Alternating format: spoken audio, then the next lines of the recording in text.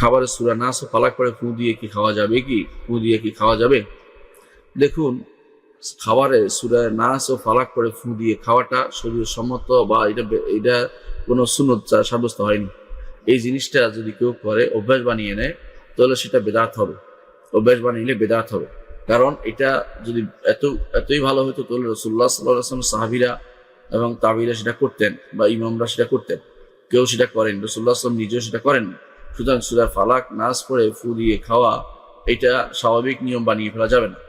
যদি কোনো মনে করেন যে কেউ তাবিজ করেছে, বা কেউ জিন করেছে, বা কেউ আপনাকে ব্ল্যাক ম্যাজিক করেছে, ইত্যাদি ইত্যাদি সন্দেহ হচ্ছে, তখন আপনি সূরা ফালাক নাস পড়ে ফু দিয়ে খেতে পারবেন। কারণ সেটা রুকিয়া চলে যাবে। তখন রুকিয়া শারঈ ঝাড়ফুঁকের জন্য ঠিক সরাসরি রাসূলুল্লাহ সাল্লাল্লাহু আলাইহি ওয়াসাল্লাম থেকে বা সাহাবায়ে কেরাম থেকে প্রমাণিত হতে হবে না, বরং সেটা কোরআন এবং সুন্নাহ থাকলে সেটা করলেই হবে। এবং সেটার উপরে অন্তর দৃঢ় থাকলে যে আল্লাহ তাআলার ওসিলায়, যেহেতু কোরআনে কারীমে আল্লাহর বাণী, এবং যেহেতু হাদিসে কুদসি আল্লাহর বাণী, এগুলোর ওসিলায় আল্লাহ তাআলা, এবং যে সমস্ত দোয়া রাসূল আমাদের শিখিয়ে দিয়েছেন, এগুলোর ওসিলায়, এগুলো দিয়ে আমি যদি কোনো দোয়া করি, আল্লাহ তাআলা ইনশাআল্লাহ আমাকে বিপদ থেকে উদ্ধার করবেন, এই নিয়তে করলে ইনশাআল্লাহ সেটাতে কোনো সমস্যা হবে না।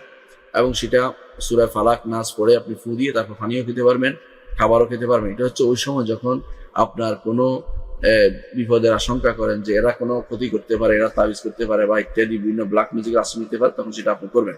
কিন্তু স্বাভাবিকভাবে সবসময় এই কাজটি করবেন না। যদি অসুস্থ হওয়ার সম্ভাবনা থাকে তখনও করতে পারেন, কারণ এগুলোর মধ্যে আল্লাহ তাআলা সূরা ফাতিহা পড়ে ফু দিতে পারেন, যদি শিফা রয়েছে, যে খাবারটা খেলে অসুস্থ হয়ে যায় কিনা সন্দেহ থাকলে। কিন্তু সবসময় নিয়ম বানাইলে সেটা বেদাত হবে।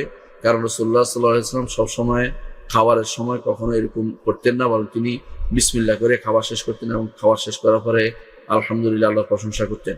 সুতরাং সেইভাবে আমাদেরকে চলতে হবে।